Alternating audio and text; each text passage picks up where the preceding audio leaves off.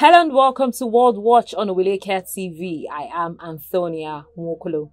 The Supreme Court's conservative justices signaled support on Thursday for U.S. presidents having some level of protection from criminal charges for certain acts taken in office as it tackled Donald Trump's claim of immunity from prosecution for trying to undo his 2020 election loss. During about 2.5 hours of arguments in the case, most of the justices seemed unlikely to embrace Trump's most far-reaching argument that presidents have absolute immunity for official acts, an assertion that appeared to wilt under hypothetical questions involving selling nuclear secrets, taking a bribe, and ordering a coup or political assassination.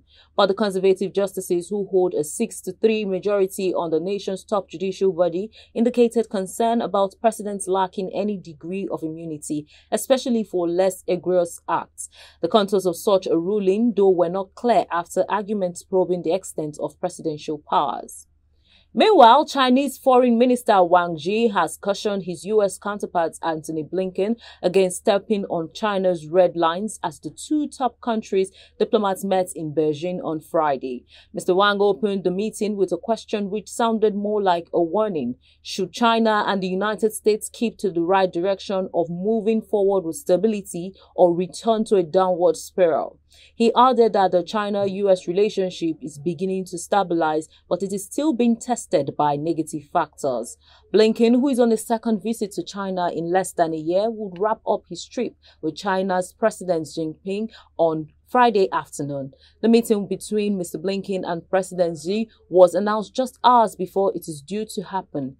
Earlier on Friday, Wang had warned that both countries could either engage in cooperation or confrontation and even a slide into conflict. He set out what he calls China's red lines on its sovereignty, security, and development, and warned the U.S. not to step on them.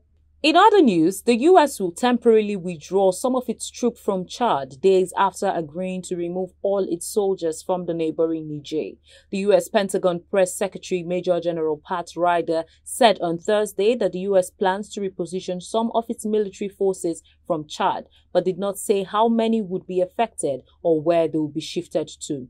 This is a temporary step as part of an ongoing review of security cooperation, which will resume after Chad's 6th May presidential election. The announcement follows Chad's Air Force chief ordering the U.S. to halt activities at an airbase near the capital. Earlier this month, General Ryder also said that talks with Niger's ruling military junta, the National Council for the Safeguard of the Homeland (CNSP), began on Wednesday and are aimed at ensuring an orderly and responsible withdrawal of U.S. forces from the country. The U.S. has relied on Niger as its primary base for monitoring regional jihadist activity. And now, flooding in Tanzania has killed 155 people and left at least 236 injured. The country's Prime Minister Kassim Majaliwa said on Thursday more than 10,000 houses have been damaged and upwards of 200,000 people have been affected.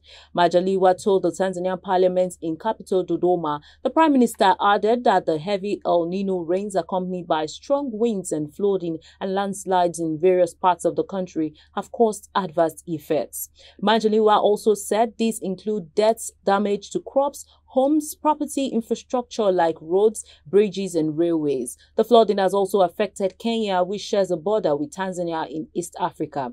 As of Tuesday, at least 32 people have died from the flooding in Kenya, according to the UN Office for the Coordination of Humanitarian Affairs. And that's all we have for you on World Watch. I am Antonia Nwokolo. Follow us on our social media handles at Oweleke TV.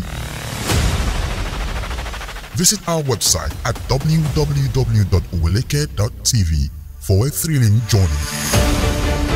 Oweleke TV, rising star at the fairground.